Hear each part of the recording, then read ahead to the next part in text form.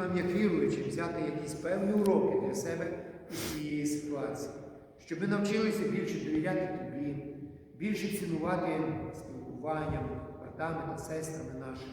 Благослови всю нашу церкву, наших братів і сестер. Я молюся і прошу, щоб Ти благословив їх в ім'я Твоє і для Твоєї слави.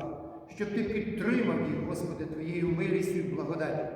Щоб Ти забрав всілякий страх і всіляку розгубленість і паніку, але щоб ми, Господи, цілковито довіряючись Тобі, прославляли Тебе в наших серцях і в нашому житті. Тобі хвала за те, що ми можемо бути сьогодні тут, у молитовному домі. Тобі хвала за те, що Ти продовжуєш управляти, Господи, плином і нашого життя. Тобі хвала за те, що Ти з нами. Нехай прославлене ім'я Твоє буде в нашому серці. Амінь.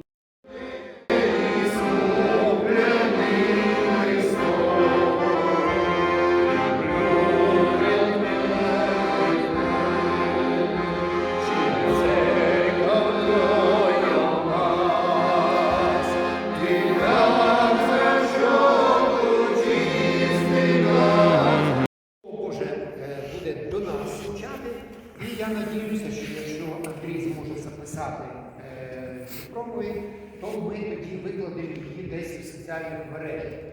Зможемо скинути чи на YouTube, чи на Viber, щоб і решта членів нашої церкви це подивитися. Якщо такої можливості не буде, то тоді, можливо, кожного вечора в коротеньких проповідях, так як ми це вже робили упродовж 3 вечорів, я буду старатися донести ось ці важливі уроки для всієї церкви. Тому я пропоную текст Святого Письма прочитати із Євангелія Святого Іоанна. Євангелія Святого Іоанна, 15 розділ, читаємо, вірніше 14 розділ, перепрошую, читаємо наступні слова. 27-й вірш. «Зоставляю вам мир. Мир свій вам даю. Я даю вам не так, як дає світ. Серце ваше нехай не тривожиться і не лякається». Я думаю, що ми всі досить добре знаємо цей текст Святого Письма. Це слова Ісуса Христа, які Він виголосив у той останній вечір, коли спілкувався зі своїми учнями в кімнаті, давав їм останні настанови, говорив про надзвичайно важливі речі. І ці слова, які пролунали, вони мають сьогодні в контексті тих подій, які відбуваються в навколишньому світі, в нашій країні, в нашому місті, вони мають особливе значення. Сьогодні ми про це поговоримо. Христос сказав, що Він залишає нам свій мир. І друге, до чого Він закликав, серце наше нехай не тривожиться і не лякається. Якраз до сьогодні ми бачимо, що страх починає панувати в серцях багатьох людей. І навіть віруючих людей. Страх, він є ось таким, знаєте, особливою його дією. А виявляється, що коли ми досліджуємо і говоримо про те, що таке страх і яка його дія на серця людей, то ми можемо побачити наступне. Перше, страх він сковує. Страх сковує серце людини. Страх сковує нашу душу, наш розум, паралізує страх. Від страху ми пам'ятаємо, що коли Валтасар побачив на стіні свого там палацу кисть руки, яка писала якісь певні слова, то написано, від страху в нього коліна стали битися одне об друге. Він не міг ясно думати, не міг говорити, він не володів собою і не знав, як себе поводити в цій ситуації. І друге, страх має заразний характер. Він як той вірус, розповсюджує і сковує не тільки ту людину, яка перша злякалася, а й всіх оточуючих. Сьогодні, знаєте, коли ось інтернет, соцмережі, вони переповнені різними там правдивою інформацією, і не зовсім правдивою, фейковою інформацією. Але ця інформація, вона в більшості своїй, вона сковує серця людей. Вона паралізує їх страх. Люди починають в своєму широкому загалу боятися. Тому що страх має ось ці дві такі особливості. Перший він сковує, а потім він має заразний характер. Я хотів би на біблійному прикладі проілюструвати ці істини. Розповідь про те, як розвідники, 12 розвідників пішли подивитися обіцяну землю. І вони повернулися, і ось ці 12 людей, вони були розділені на дві групи. Пам'ятаєте, скільки було в одній групі? 10, а в другій групі 2. І що ці 10 говорили? Вони говорили: та ні, та ми ні за що не зможемо завоювати цю землю. Вона тут добра, вона тече молоком і медом, там прекрасна земля. Але ми не зможемо, тому що там велетнів ми бачили, і в їхніх очах ми як ота сарана.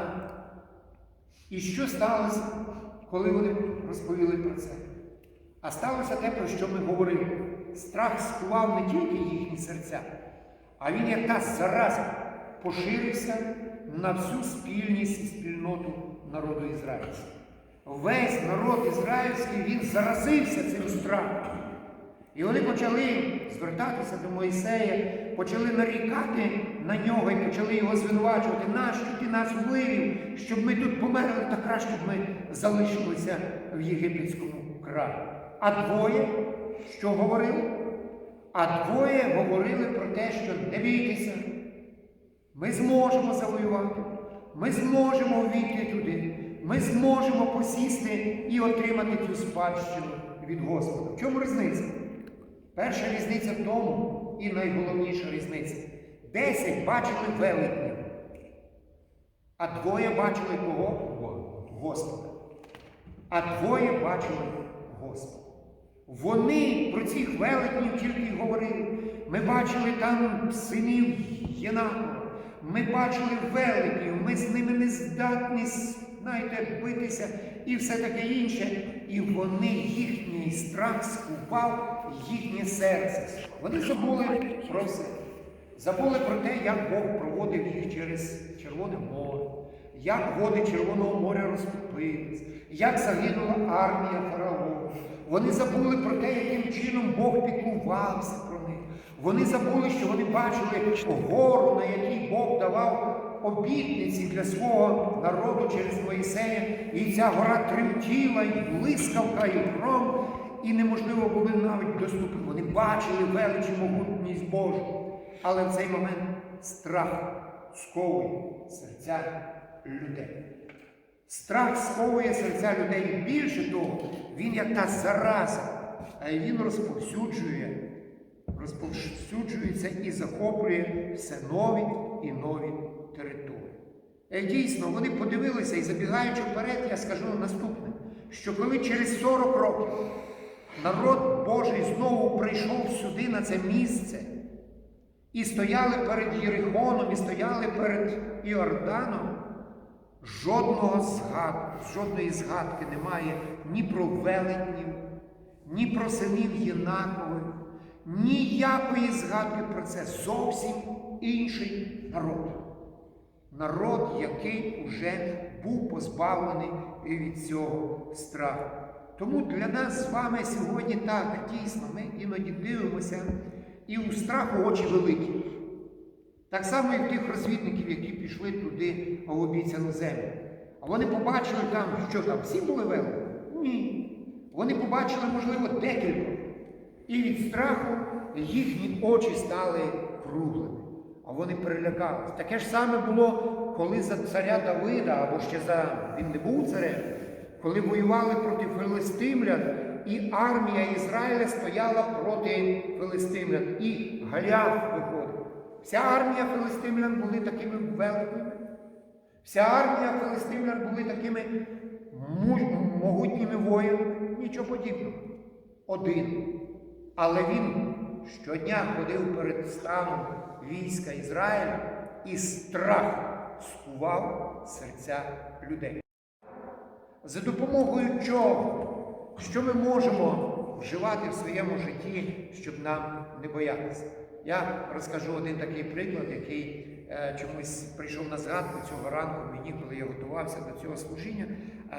3 роки тому назад, якраз в березні місяці 17-го року, у мене була можливість відвідати Китай. Я їздив тоді, Маріночка там жила і працювала. І я був у Китаї, ми прийшли на центральну площу Пекіна, а там відбувалася в Пекіні якась міжнародна там дуже-дуже важлива конференція. І засоби охорони були дуже такі, посилені. Скрізь стояли ці рамки, металошукачі, скрізь поліція, армія, спецагенти. І кроку не можна було вступити, щоб не спитали, хто ти такий, покажи документ. І в одному місці кинулися в вічі мені одна група, чоловік 30, якогось елітного загону.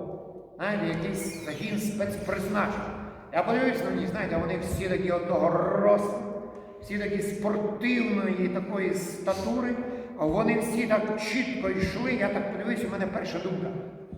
Не дай Боже на їхньому шляху стати. Порвуть, як тузі газет. Так, я знаєте, такий вигляд у них був. І всі, хто дивилися на них, вони так тільки відходили від них чим подалі. Тому що видно було, це серйозні хлопці. З ними жартувати не можна.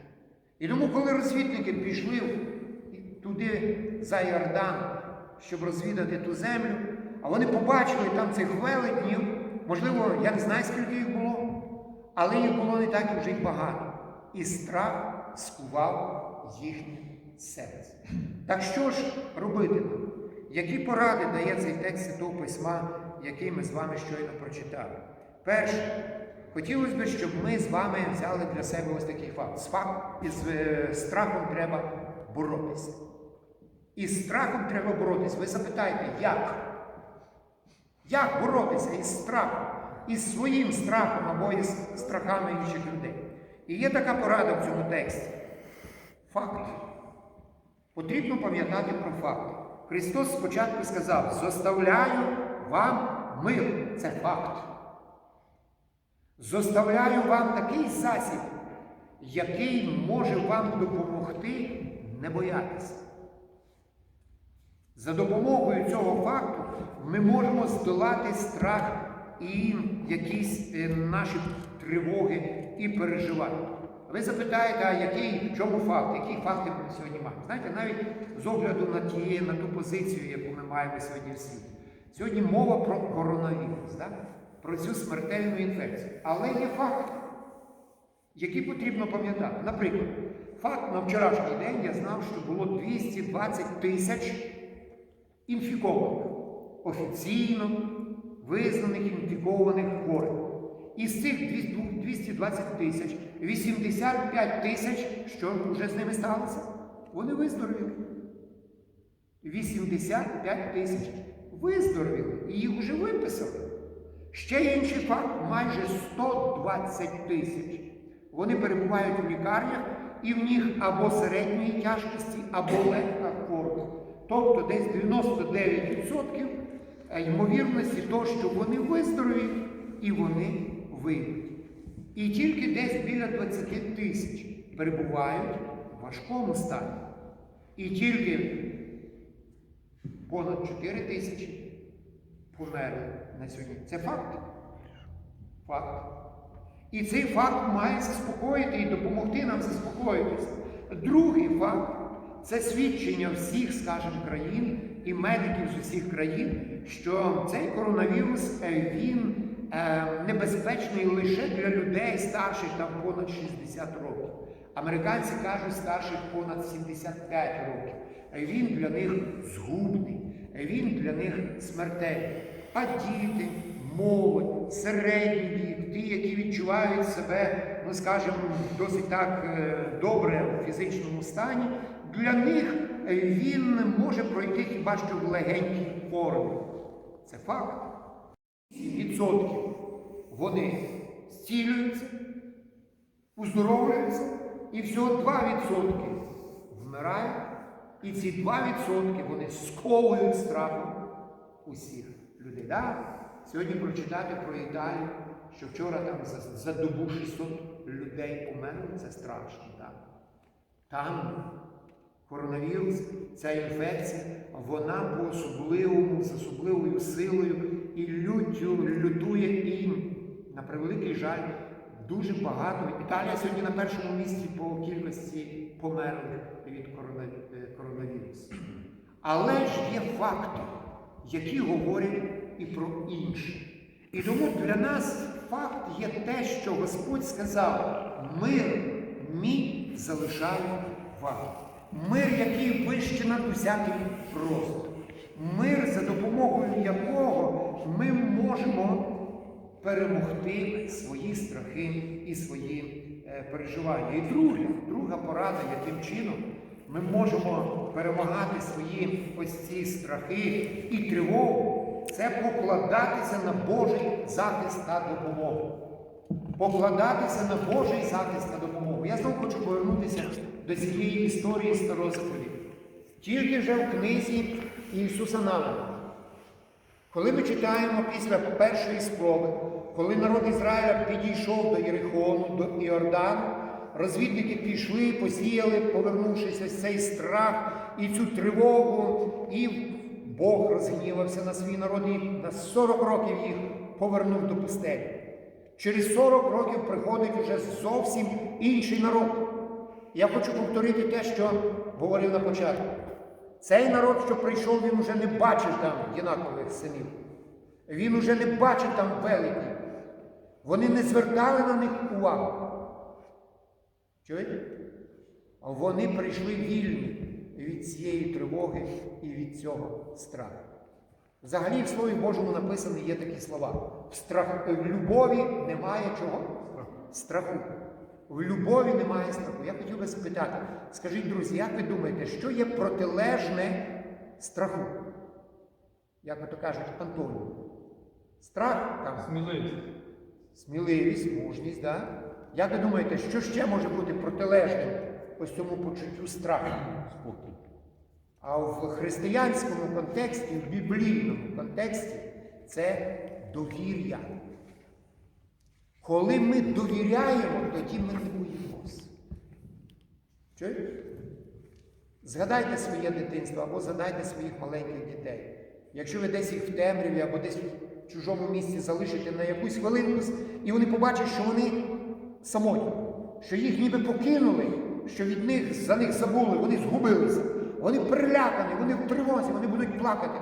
Щойно мама або папа десь з'явилися на горизонті, взяли їх за руку, все, сльози висохли, страхи пройшли, тривога скінчилася.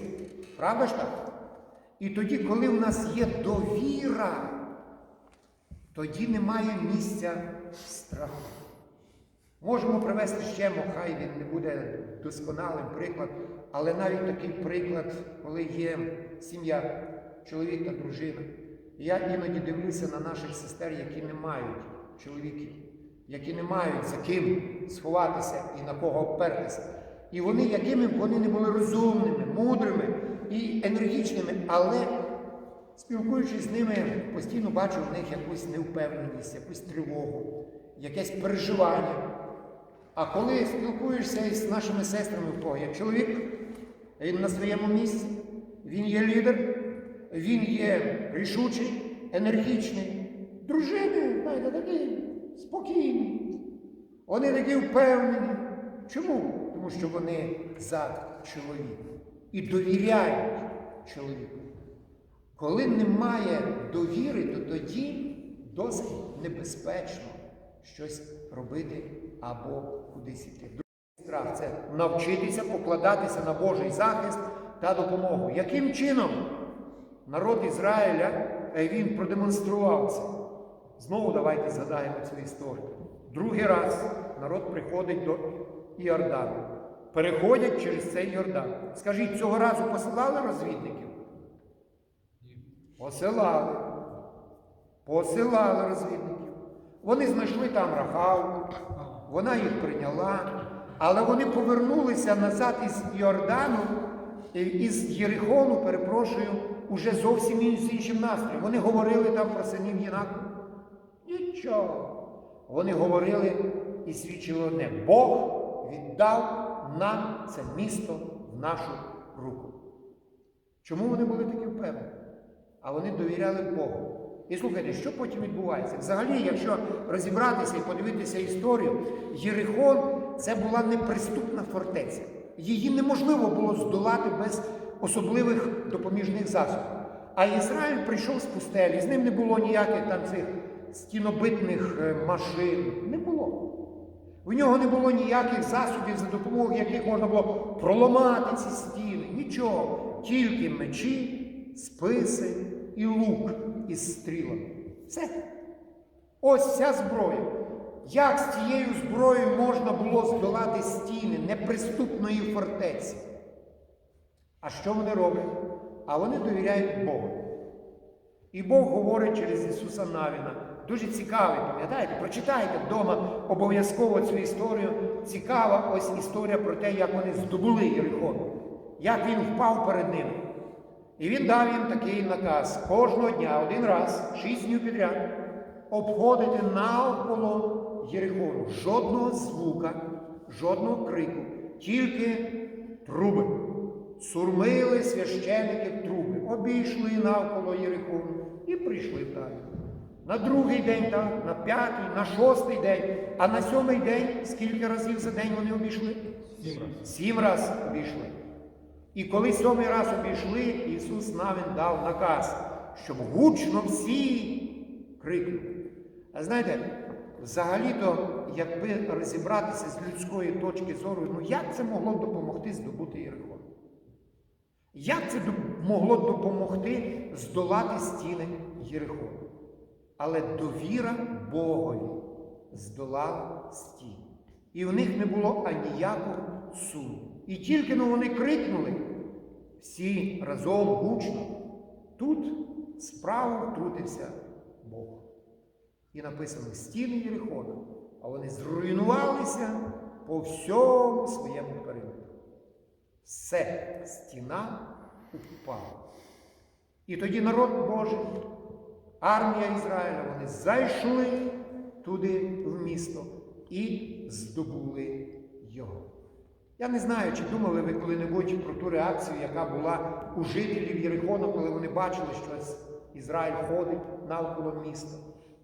Яка думка, яка реакція була у якихось, можливо, ізраїльтян, коли вони думали, як це нам допоможе? Як нам допоможе це забратися в місто через ті стіни? Але вони довіряли Богу. І тому, друзі, для нас надзвичайно важливо, щоб ми з вами сьогодні запам'ятали. У нас є факт, який може допомогти нам здолати нашу тривогу і наші страхи.